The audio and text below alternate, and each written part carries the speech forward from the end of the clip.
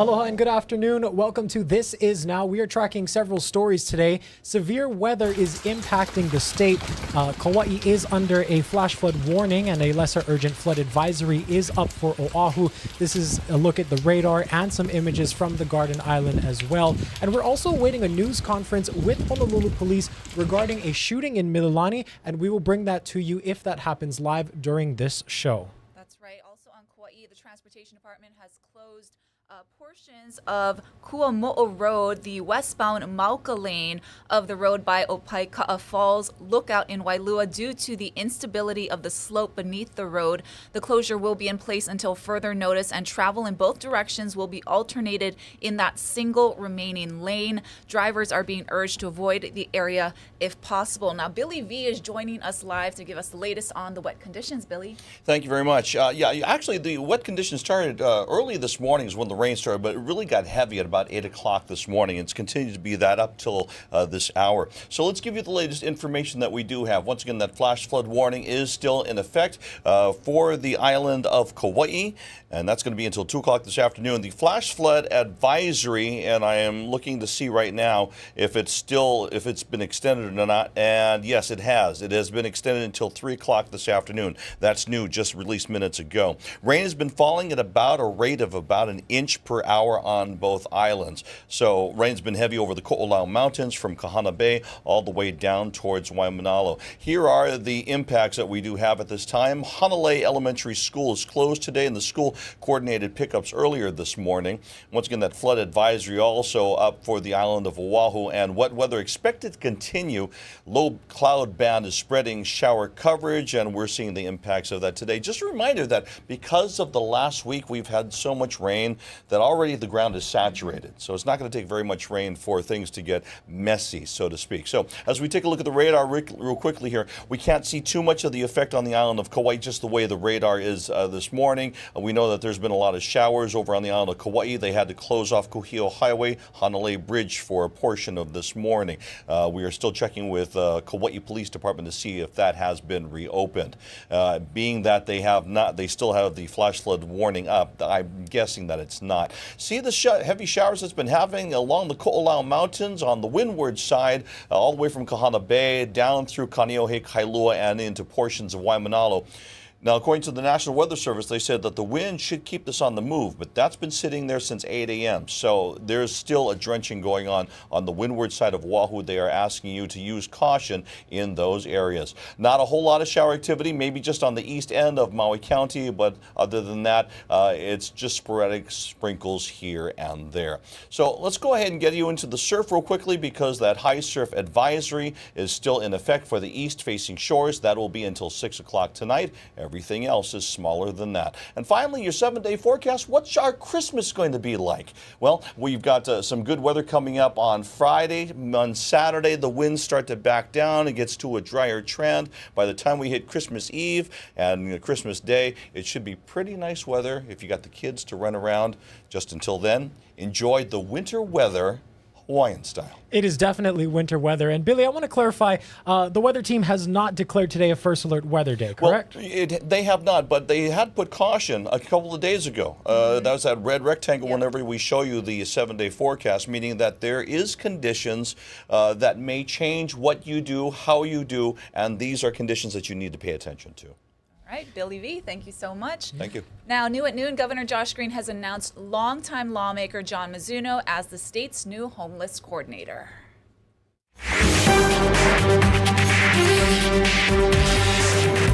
John has been a fierce advocate for people in need, whether it's been in the Health Committee, the Human Services Committee.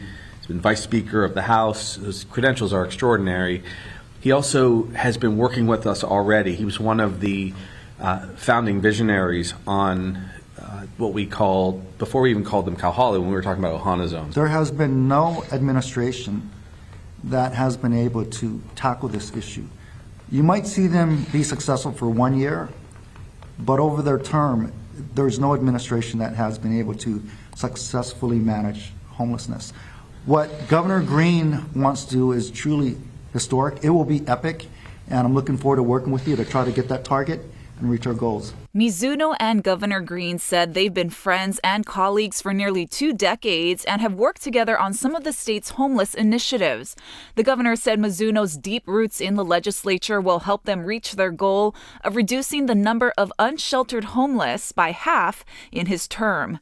Mizuno is replacing James Koshiba, a former nonprofit leader who is stepping down after about a year on the job. When asked why Koshiba was leaving his post, the governor said one of Koshiba's challenges has been the transition from the private sector to government. We're going to have more on this story coming up on later editions of Hawaii News Now. Elsewhere on Oahu, the search continues for 44-year-old Sidney Tafokitau. He's wanted for attempted murder after a violent attack in Kalihi. This incident happened around 1 a.m. Saturday morning. Police say a man was shot and another was stabbed during a fight near the area of Rose and Middle Streets. Both men were left seriously injured.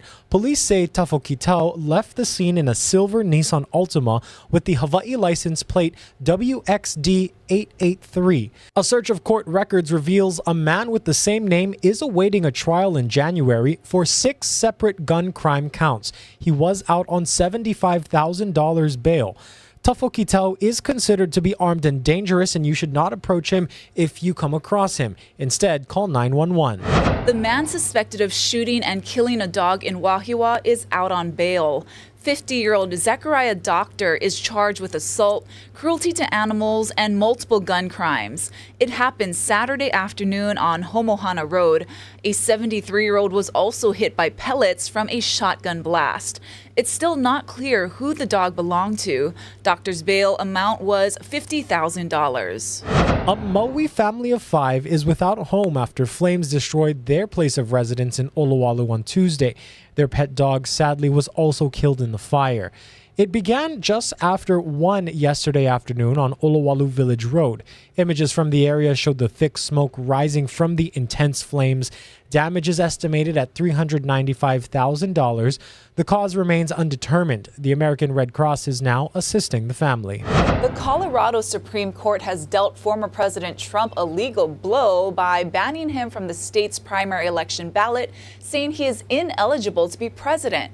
Now, the move sets up a legal challenge that will make its way all the way up to the U.S. Supreme Court. Skylar Henry has more. The Colorado Republican Party says it's pulling out of the primaries and will hold a caucus instead.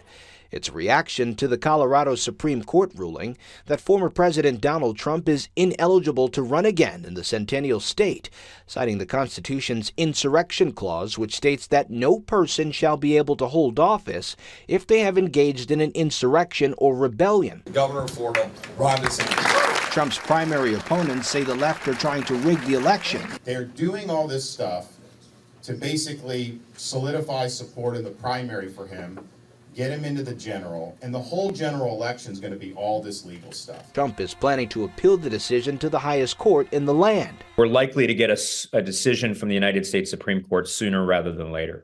President Biden said he would not comment on pending court cases, but he had no problem weighing in on one of the central questions of the case. Is Trump an insurrectionist, sir? Well, I think certainly it's self-evident. You saw it all. Now, whether the 14th Amendment applies, I'll let the court make that decision. But he certainly supported an insurrection. Trump's actions on January 6th are at the center of a federal court case scheduled to go on trial in March. Skylar Henry, CBS News, the White House. This week, commencement ceremonies took a somber tone at the University of Nevada, Las Vegas. It comes nearly 2 weeks after a gunman killed 3 professors on campus. The gunman was a disgruntled teaching applicant, and he was shot and killed by police. Hundreds of students participated in 2 commencement ceremonies Tuesday. The university paid respect to those 3 instructors who were killed. There was a moment of silence at the beginning for the victims, and UNLV Provost Chris Heavey said, quote, "Their legacy will forever be imprinted on the fabric of our institution." The school also said students who did not want to walk Tuesday due to the recent shootings would have the option of walking at the May commencement. Well, back here at home, unionized hospitality workers are planning a march and a rally on Maui today. It'll start at the Sheraton Maui at 4:15 before heading to the Hyatt Regency and Mililani Highway. Organizers say hundreds of their workers are among those who lost their homes in the Lahaina fires and are still within long-term housing. They'll be calling for solutions to the crisis. A Hawaiian cultural practitioner takes us to his burned down resource center on Maui. Now, despite the loss of these precious artifacts, there are still signs of hope and life. Chelsea Davis has more. We're facing the most troubling times of our life. Hawaiian cultural practitioner Ke'eo Moku Kapu stands before Na'ai Kaneo Maui, his cultural center on Front Street. He says the precious artifacts that were lost here in the August fires can never be replaced. Books that were autographed by, our kings and queens.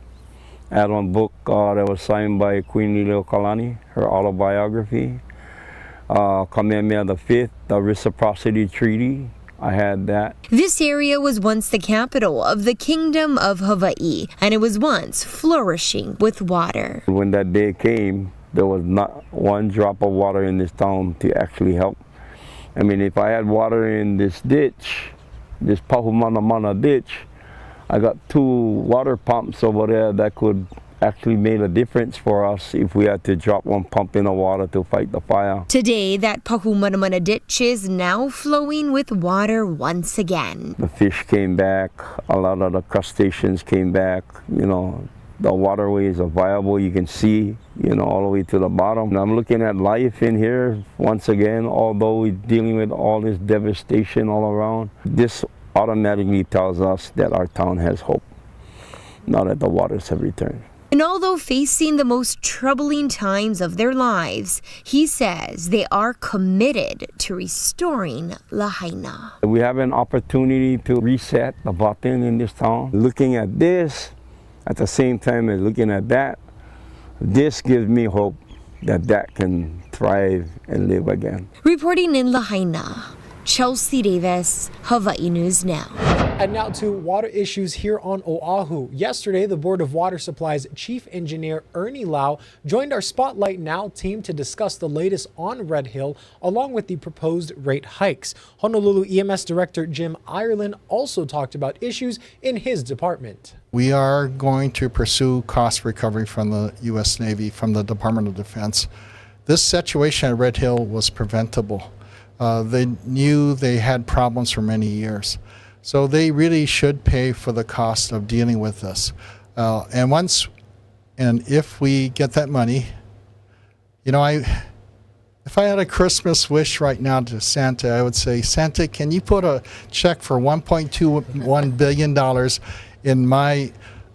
at the Board of Water Supply? Come up and you can come to our lobby and give us that check.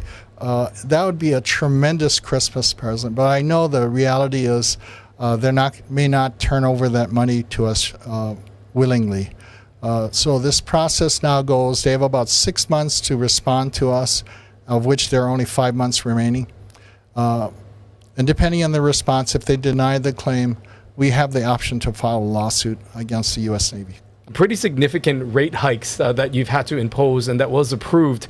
Can you talk us through why that was needed overall and the direct result of it as a result of what's happened with Red Hill? In our 6-year CIP that we project to be funded through these rates is about $1.26 billion. Of that $1.26 billion, the Red Hill related costs are about 6%, or about $76 million or $77 million. So about a small percentage can be attributed to Red Hill. But the rest of it is just the challenges we face to operate an island-wide water system serving over 1 million people every day with safe drinking water. We have to produce 145 million gallons a day.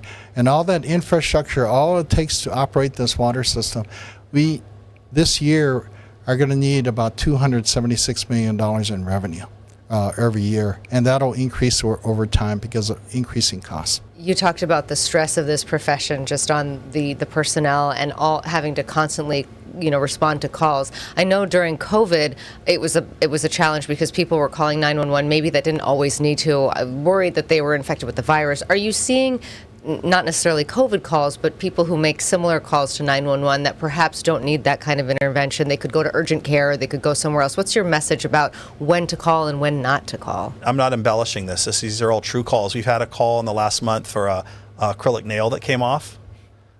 We had a call for I can't sleep.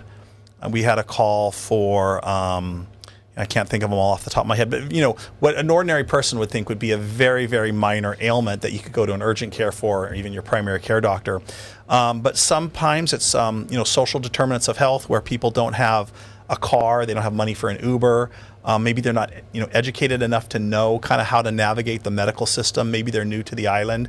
So we try not to judge, but we also really want the 911 emergency system to be for emergencies: chest pains, shortness of breath, severe headaches, signs and symptoms of heart attacks or strokes, significant injuries. But we will respond to everything. We will go, and if the patient demands to go to the hospital, we will take them. Now, those rules could change in the future if people become very abusive with that. We still have people that call every day, and we really try to work with them and their living situation. Do they need to be a nursing home? Do they need to be educated? One time we just had to find the person a private doctor, and we did that. And then she went from a call a day to like a call a month.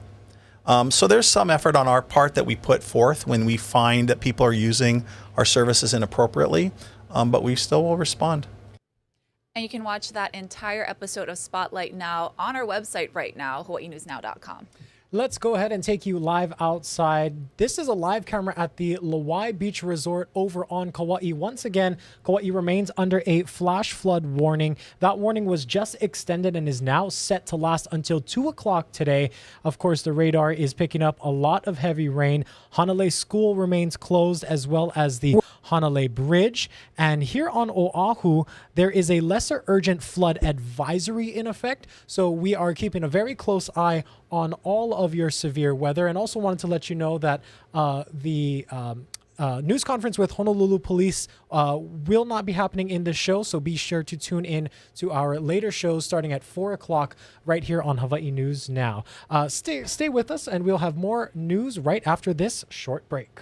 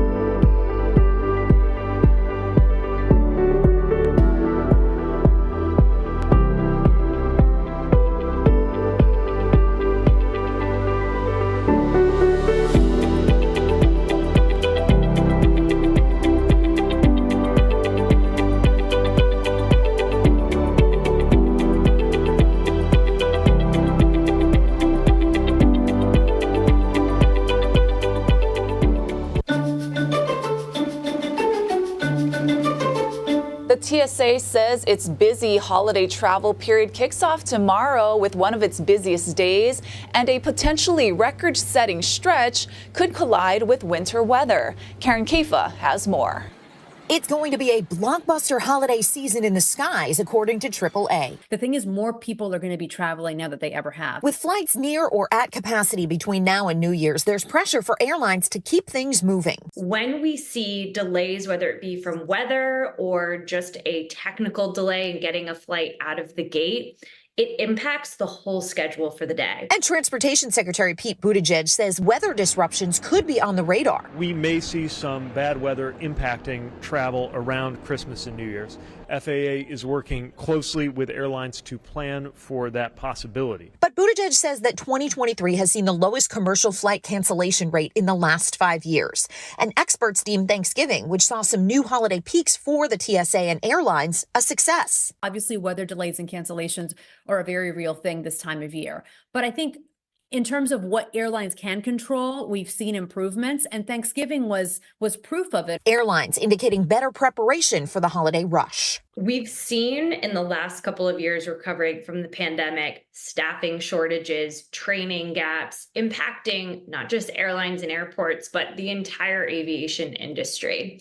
The good news heading into this holiday season is that an incredible amount of resilience has been added. For the busy stretch between now and New Year's, the FAA has also opened some additional military airspace. Mercedes-Benz is the first automaker to get approval to use a new color for its car's lights, turquoise blue. They will illuminate when the vehicle is in drive pilot mode, which means it's driving itself. The lights will be at the back and front of the vehicle around the tail lights and headlights. They will clearly be different from the darker blue used by police and other emergency vehicles. Now, according to Mercedes, the turquoise lights are to alert passing drivers and police that the vehicle is under fully automated control. So far, the drive pilot technology is only legal in California and Nevada, and it cannot be used outside of those two states. It allows the driver to take their feet off the pedals, let go of the steering wheel, and completely take their eyes off the road until the system alerts the driver to take over.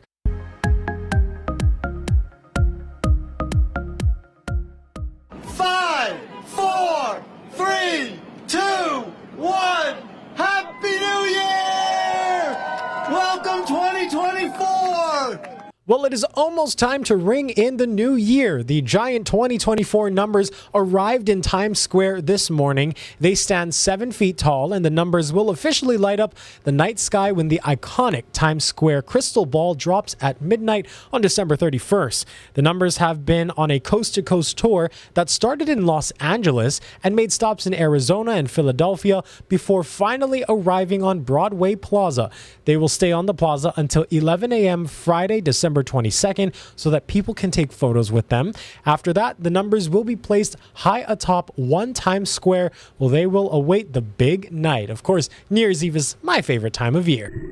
All right, and we weren't able to bring you that HPD presser live, but we do have details on what police said about that shooting, that deadly shooting in Mililani. So police say two suspects were arrested yesterday. They are Clinton Kauai and Michael Caspino, and the victim has been identified as 37-year-old Barabbas Dietrich.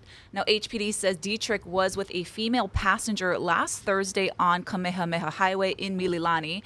A silver Ford that was traveling behind him sped up, cut in front of his car, and that's when he stopped. HPD says two men then approached his car armed with handguns. The victim tried to flee in the car, but HPD says that's when Caspino opened fire and shot the victim. The suspects fled the scene. They say the suspects knew the victim. This was not a random act, and charges are being sought. Now, a motive was not released by HPD, but they say the case remains under investigation. So that's the update for you. Let's go ahead now and end today with some good news. How's about that, Ashley? Let's do that. So there is an adorable story. It involves a young girl who made a recent trip to the ER, but now she's giving back to other children. Here's that story. It happened in the blink of an eye. 7 months after landing in the burn clinic at Medical City Plano, 4-year-old Penelope Reyes is back. She's supposed to go into the closet and get her shoes, and the next thing you know, she had an accident with the iron. Reyes suffered 2nd and 3rd degree burns to her face and arm. In the burn unit, her mother said Penelope had to undergo an excruciatingly painful process to clean the wound. And she was crying hysterically. Then she was handed this. When they gave her the mermaid doll, she was super excited. She was super happy. She, it didn't take away her pain, but it made her more calm. It soothed her at that time. Penelope is on the mend, and as the scars slowly fade, the memory of what eased fears that day hasn't. Who's your favorite princess? Jasmine. The Reyes family began collecting dolls after their accident, and this month donated nearly 70 to pediatric burn patients. We've had a lot of little kids come in recently, and to be able to hand them a doll and to see their little faces light up, it's been a wonderful holiday season so far because of Penelope and her family. Paying it forward. Yeah, Santa's gonna come to our house. With the gift of gratitude. The gift of gratitude indeed. So sweet. We're going to end today with a live look. Now, this is a camera all the way out in Hilo. Check out the rain coming down there. You can barely even make out the coastline there. Hilo Bay, Coconut Island. We thank you all so much for watching. Be sure to tune in to our first evening newscast at 4 o'clock this afternoon.